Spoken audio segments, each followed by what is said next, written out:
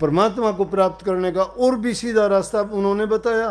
उन्होंने कहा ना हरि रिजय धोती छोड़े ना पांचों के मारे। ना तो परमात्मा पांचों इंद्रियों के मारने से, कौन सी काम क्रोध लोभ मोह अहंकार, इनको मारने से परमात्मा नहीं मिल जाता, और ना ही धोती वस्त्र त्यागने से मिल जाता है। अगर वस्त्र त्यागने से मिल जाए तो सारे पशु जंगल में घूमते हैं जानवर, ये पार हो जाते नहीं। या वस्त्र रंगने से पार होते तो हमारे से पहले अपनी माताएं सब पार हो जाती। आदमी बेशक रहे क्यों, अनेक प्रकार के रंगीन कपड़े इनके तो बहुत रंगे हुए।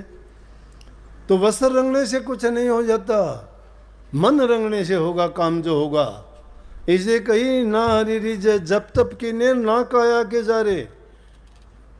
क्या कह दिया? ना जब तप कीने भी नहीं और ना काया के जारे। कहने का मतलब है अगर तुमने धुने लगा कि शरीर को कष्ट दे दिया, इसको इसका शरीर का दुख क्या है, शरीर का कसूर क्या है?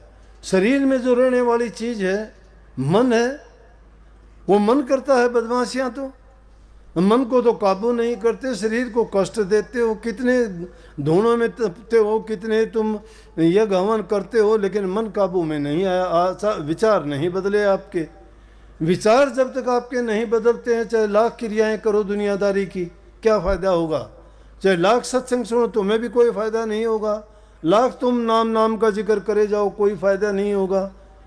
जो फ़ायदा तुम्हें किस चीज़ में होगा? जो बात कही है उससे, ना हरि रिजय जब तक किन्ने ना काया के जारे, ना हरि रिजय धोती छोड़ ना पांचों के मारे। ना इनके पांचों के मारने से, ना कपड़े छोड़ने से, ना जब तप करने से परमात्मा रिझता है। परमात्मा रिझता है शुद्ध हृदय रखने से।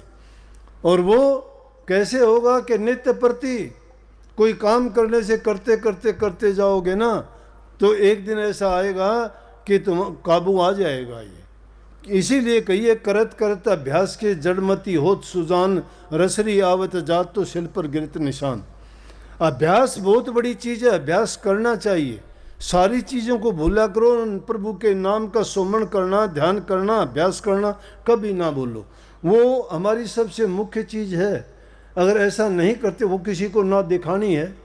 जो नाम भक्ति करते हो तुम्हारे लिए है, वो परिवार के किसी आदमी को नहीं मिलती है, ना किसी रिश्तेदार को तुम दे सकते हो, तुम्हारे लिए है।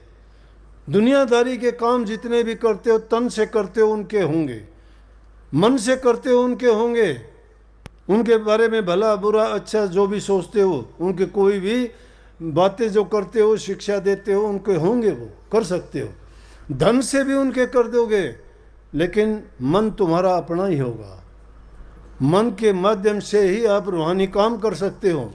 मन जिसका विचलित है, मन जिसका रुका नहीं है, ये मन जिसका भागता फिरता है, तो ये बड़ा जालिम है। ये इसने बड़े बड़े संतों महात्माओं फकीरों को, जिन्होंने पूरी जिंदगी दाव पर लगा दी, उनको भी धड़ाम देसी आकाश पे चढ़े हुए गिराने में देर नहीं की। कही ये साधो मन है बड़ा जालिम, जिसका मन से पड़ा वास्ता उसी को है मालूम। इस मन से वास्ता हम डालते ही नहीं, हम तो मन के कहे में चलते हैं। मन जो कहता है वो करते हैं। मन ने कहा खा लिया, मन ने कहा सो गए, मन ने कहा काम किया, मन ने कहा ये नहीं करना तो नहीं करना। मन ने दी गति कहीं ना जाए, मन की गति का कहा ही नहीं जाता, ये क्या करता है, क्या चाहता है, क्या कर देता है। इसलिए मन पर नज़र रखनी है। इस मन को जिसने सुलझा लिया, मन अब काबू कैसे आए? सवाल कर सकते हो, मन काबू कैसे आए? कमज़ोर के आदमी को तो काबू आएगा नहीं। इस मन से ताकतवर कौन है? गुरु। गुरु गुरु के अधीन कर दीजिए इसको। कहते हैं ना कि गुरु को तन मन धन दे दिया। तन मन धन गुरु की आज्ञा में खर्च करना चाहिए। गुरु की आज्ञा के बिना काम नहीं करना चाहिए। गुरु की सहमति, गुरु की आज्ञा लेके अगर करते हो तो उसमें तुम्हारा कसूर नहीं, तुम्हारा मन का काम नहीं हुआ।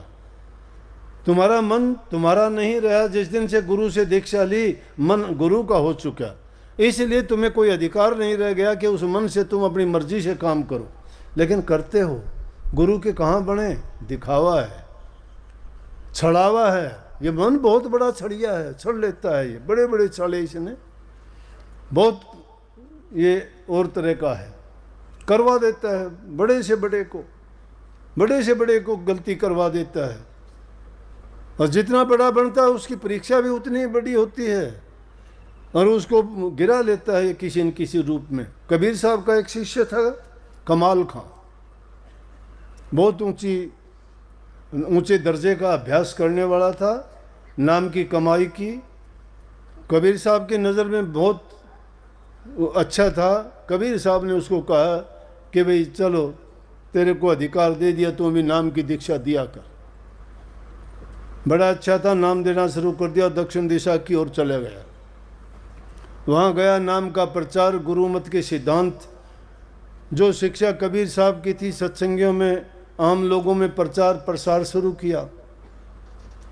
देखते देखते बड़े लोग सत्संगों में आने लगे,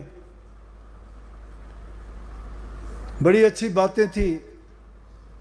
जो चीज़ें इंसान के जीवन को संवारती हैं, समाज को अच्छी दिशा देती हैं, और जो बुराइयों को मिटा देती है, उस सबको अच्छी लगती हैं।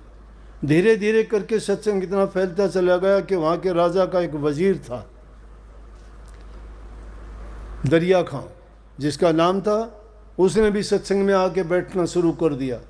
जो जो सत्संग सुनता गया उसके भी विचार बदल गए। हालांकि वो मुस्लिम धर्म का मानने वाला था, उसने भी कमाल साहब से नाम की दीक्षा ले ली। अब नाम की दीक्षा तो उसने ले ली, और था भी बड़ा पक्का, गुरु पे यकीन भी उसका दृढ़ था, और बहुत विश्वास के साथ, श्रद्धा के साथ सत्संग में आता, सुनता। जीवन उसका भी पूरा बदल गया। लेकिन आदमी को थोड़ा सा भी यूँ समझो कि आप भी सत्संगी हो, थोड़ा सा मान बढ़ाई मिलनी शुरू हो जाए, थोड़ी सी इज्जत मिलनी शुरू हो जाए, थोड़े से लोग आपको सम्मान की दृष्टि से देखने लग जाएं, तो समझ लो कि काल ने दाव चला दिया है। काल दाव चलाता है, ऐसा बना देता है, फिर वो आदमी दूसरे से आशा रखनी शुरू कर देता है कि ये मुझे इज्जत देगा, ये मुझे सलाम करेगा, ये मुझे प्यार करेगा, ये कुछ नहीं है, मैं बहुत ऊंचा चढ़ गया। ऐसे करते करते